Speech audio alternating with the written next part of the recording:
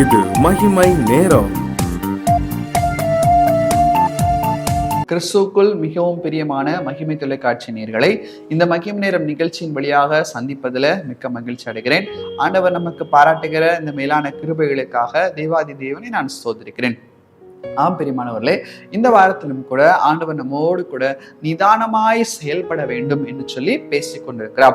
வேதத்திலிருந்து ஒவ்வொரு எடுத்துக்காட்டை நாம் பார்த்து கொண்டிருக்கிறோம். யார் யாரெல்லாம் நிதானமாய் செயல்பட்டார்கள், அதன் மூலமாய் அவருடைய வாழ்க்கையில என்னென்ன நன்மைகளை பெற்றுக்கொண்டார்கள் என்று சொல்லி வேத வசனம் அருமையாக நமக்கு கற்றுக் கொடுக்கிறதை இந்த வாரம் முழுவதும் நாம் தியானித்துக் கொண்டிருக்கிறோம். இதன்படி 119 சங்கீதம் 66 வசனம் சொல்கிறது, உத்தம நிதானிப்பையும் அறிவையும் எனக்கு போதித்தருளும். ஆண்டவர் தாமே இந்த நிதானிப்பை நமக்கு தருவதற்கு அவர் சித்தமுள்ளவராய், அவர் வல்லமை உள்ளவராய் கூட காணப்படுகிறார். இன்றைக்கு கூட ஒரு நிதானிப்பை நாம் தியானிக்க இருக்கிறோம். ஆபத்து காலத்திலே நிதானமாய் நாம் இருக்க வேண்டும். ஆபத்து காலத்திலே நிதானமாய் செயல்பட வேண்டும். நம்ம எல்லாருக்கும் நோவாவினுடைய வாழ்க்கை குறித்து நமக்கு தெரியும். ஆதியாகமம் 6வது அதிகாரத்துல கர்த்தர் நோவாவினிடத்துல ஒரு காரியத்தை சொல்லுகிறார். அப்பொழுது கர்த்தர், நான் சிருஷ்டித்த மனுஷனையும் பூமியின் மேல் வைக்காமல் மனுஷன் முதற்கொண்டு மிருகங்கள், ஊரும் பிராணிகள், ஆகாயத்து பறவைகள் பரியந்தம் உண்டாயிருக்கிறதான நிக்கிரகம் பண்ணுவேன். நான் அவர்களை உண்டாக்கினது எனக்கு மனஸ்தாபமா இருக்கிறது என்றார். நோவாவுக்கோ கர்த்தருடைய கண்களில் கிருபை கிடைத்தது. இப்படியாக கர்த்தர் நோவாவினிடத்துல பேசும்போது கர்த்தர் நோவாவுக்கு ஒரு கட்டளையை கொடுக்கிறார். நான் இப்படியாக உலகத்தை அழிக்க போகிறேன், ஆனால் உன்னுடைய கண்களிலே எனக்கு கிருபை கிடைத்திருக்கிறது, நீ ஒரு வேலையை செய்ய வேண்டும் என்று சொல்லி அந்த ஆபத்திலும் கூட ஒரு வேலையை செய்யும்படியாக நோவாவுக்கு கர்த்தர் ஒரு கட்டளையை அவர் கொடுக்கிறதை நாம் பார்க்கிறோம். கிறிஸ்துவுக்குள் பிரியமானவர்களே, சற்று நாம் யோசித்து பார்ப்போம். இந்த இடத்துல நோவாவினுடைய குடும்பம் காப்பாற்றப்படுகிறது தான், ஆனாலும் கூட முழு உலகமே அது அழிய போகிறது.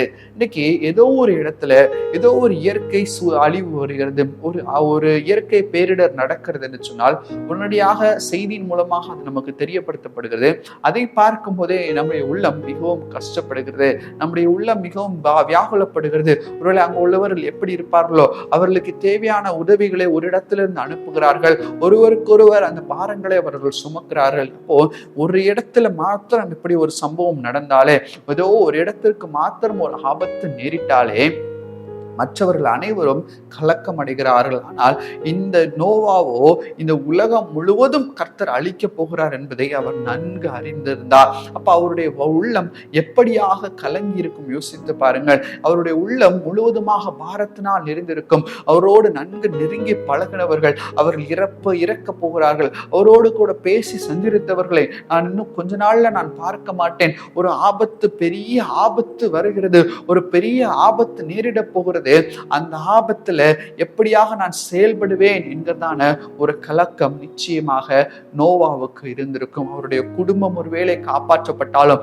முழு உலகமும் அழிய போகிறதை நினைத்து நோவா நிச்சயமாக கலங்கி இருப்பார். ஆனாலும் கூட இந்த ஒரு கலக்கமான சூழ்நிலையிலும் கர்த்தர் நோவாவுக்கு என்று ஒரு பொறுப்பை கொடுக்கிறார். நீ ஒரு பேழையை செய்ய வேண்டும் என்பதோடு மாத்திரம் நிறுத்த விடாமல் அந்த பேழையை இப்படியாக செய்ய வேண்டும். அந்த பேழைக்கான அங்குலம், அந்த பேழைக்கான அடையாளம் எல்லாவற்றையும் ஆண்டவர் நோவாவுக்கு தெளிவாக கற்றுக் கொடுக்கிறார்.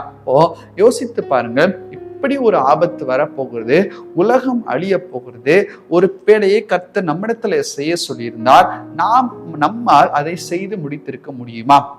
நோவாவுக்கு ஒரு நிதானம் காணப்பட்டதனால் யார் யாரிடத்துல முதலாவது அதை போய் செய்வதற்கு அவர் சொல்லும் போது அதை அவர் சரியாக விளக்க வேண்டும். இதற்காக இதை செய்கிறேன் என்று சொன்னா பெரிய பேழை அவர் செய்ய போகிறார். அதனுடைய பேழையினுடைய அகலம், சைஸ் எல்லாவற்றையும் அவர் சரியாக சொல்ல வேண்டும். முதலாவது எதற்கு செய்கிறேன் என்று சொல்ல வேண்டும். அவர்கள் நோவாவை ஏளனம் செய்திருப்பார்கள். இது எல்லாவற்றிலும் நோவா மிகவும் நிதானமாய் காணப்பட்டார். நிதானமாய் காணப்பட்டதனால் நோவாவுக்கு கர்த்தருடைய கண்களில் கிடைத்த கிருபையை அவர் பூரணமாக்கும்படியாய் அவர் காத்து கொண்டார்.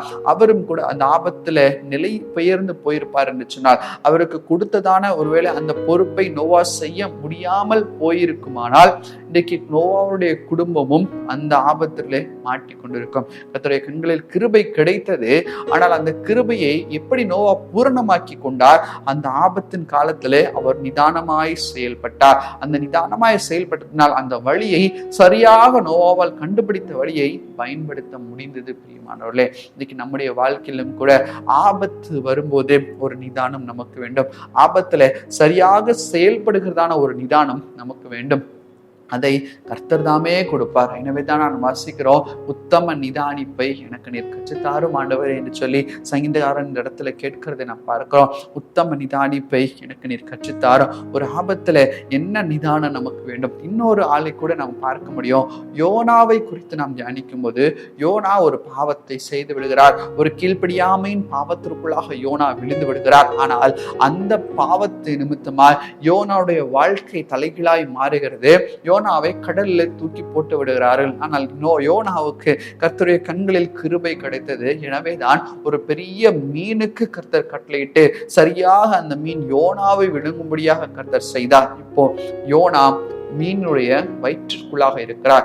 எப்படிப்பட்டதான ஒரு ஆபத்து மிகுந்த ஒரு சூழலை யோசித்து பாருங்க. என்னுடைய வாழ்க்கை அவ்வளவுதான், என்னுடைய வாழ்க்கை இனிமேல் இருக்காது, முடிந்துவிடும் என்கிறதான ஒரு சூழ்நிலை தான் யோனாவுக்கு இருந்தது. அவ்வளவுதான், நான் கர்த்தருக்கு விரோதமாய் பாவம் செய்து விட்டேன், நான் இப்போது மீனின் வயிற்றுக்குள்ளாக இருக்கிறேன், என்னுடைய வாழ்க்கையில எதுவுமே இனிமேல் நடக்காது. உலக ரீதியாக நாம் யோசித்து பார்ப்போமானால் இந்த யோனா மிகவும் கஷ்டப்பட்டிருப்பார். மீனுடைய வயிற்றில திறக்கிறதான சுரப்பிகள், மீனுடைய வயிற்றில அடிக்கிறதான அந்த நாற்றம் எடுக்கிறதான காரியங்கள், இதெல்லாம் யோனாவை மிகவும் துன்பப்படுத்தி இருக்கும். ஒரு பெரிய ஆபத்து யோனாவை நெருக்கி கொண்டிருக்கிறதுனால் அந்த ஆபத்தின் மத்தியிலும் யோனா எப்படி செயல்படுகிறார்? நிதானமாய் ஜெபிக்கிறதை நாம் பார்க்கிறோம். அந்த ஜெபம் நிதானமாய் ஜெபித்ததுனால கர்த்தர் யோனாவுக்கு கிடைத்த கிருபை அவர் பூர்ணமாக்கி கொள்ளுகிறார். மறுபடியுமாக கர்த்தர் மீனுக்கு கட்டளையிட்டு அவர் எங்கு போக வேண்டுமோ அதே இடத்திற்கு யோனாவை கொண்டு இந்த மீன் விடுகிறதை நாம் பார்க்கிறோம். பிரியமானவர்களே, ஆபத்து நடக்கும்போது ஒரு நிதானம் நமக்கு வேண்டும். ஆபத்து காலத்துல அவன் நோக்கி கூப்பிடுவான், நான் அவனை விடுவிப்பேன் என்கிறதான வசனம் ஒருபோது நம்ம மறந்து போய்விடக்கூடாது. ஆபத்து நமக்கு கிட்ட வருகிறது போல கூட இருக்கலாம். ஆனால் அந்த நேரத்திலும் கூட நிதானமாய் செயல்பட்டு உறுதியாய் ஆண்டவர் நமக்கு கொடுக்கிறதான கிருபைகளை நாம் பூரணமாக்க வேண்டும், பூரணமாய் நாம் செயல்பட வேண்டும். அதை தான் கர்த்தர் நம்மிடத்துல இருக்கிறார். பிரியமானவர்களே, இன்னைக்கு நம்மோடு கூட கர்த்தர் பேசினதான இந்த வார்த்தைகளை நாம் உறுதிப்படுத்திக் கொள்வோம். ஆண்டவரே, ஆபத்து காலத்துல நாங்கள் நிதானமாய் செயல்பட நீர் எங்களுக்கு கிருபை தாரும். ஆபத்து காலத்துல நாங்கள் செயல்படுகிறதான காரியங்களை நீர் எங்களுக்கு உறுதிப்படுத்தி தாரும் என்று சொல்லி ஆண்டவரிடத்துல நம்ம கேட்போம். ஆண்டவரிடத்துல நம்ம உறுதியாய் பற்றிக்கொள்வோம். கர்த்ததாமே ஏற்ற நேரத்துல ஏற்ற காரியங்களை நடப்பிக்கிறதுக்கு ஏற்ற கிருபைகளை நமக்கு தருவாராக. கண்களை மூடி நாம் ஜெபிப்போம். எங்களை நேசிக்கிறதான இறக்கும் இந்த பரலோக பிதாவே, உம்மை நோக்கி பார்க்க கர்த்தர் நீ செய்த கிருபைகளுக்காக உமக்கு நன்றி சுவாமி. ஆண்டவரே, இந்த நேரத்துல நீர் எங்களோடு பேசியிருக்கிறீர், உமக்கு நன்றி அப்பா. இந்த நேரத்தில் ஆண்டவர் ஆபத்து நேரிடுகிறதா இருந்தாலும் அந்த நேரத்தில் நிதானமாய் செயல்படுவதற்கேற்ற ஒரு சிந்தையை, ஒரு கிருபையை நீர் எங்களுக்கு கற்றுத்தரும்படியாய் ஜெபிக்கிறோம். அந்த ஆபத்தின் காலத்திலும் ஆண்டவரை உம்மை நோக்கி உறுதியாய் பற்றி கொண்டிருக்க தியானிக்க கர்த்தாவே நீர் எங்களுக்கு கிருபை செய்யும்படியாய் ஜெபிக்கிறோம் அப்பா. உமக்கே நாங்கள் பெரிய காரியங்களை செய்கிறோம் அப்பா. உமக்கே துதிக்கிற மகிமை நாங்கள் ஏறெடுக்கிறோம் சுவாமி. நீரே கூட இருங்கப்பா, வழி நடத்துங்கப்பா. எல்லா தீங்குக்கும் விலக்கி காத்துக்கொள்ளுங்க. மீட்பராமேசின் மூலம் ஜெபிக்கிறோம் எங்கள் ஜெபங்கள் நல்ல பிதாவே. ஆமேன், ஆமேன்.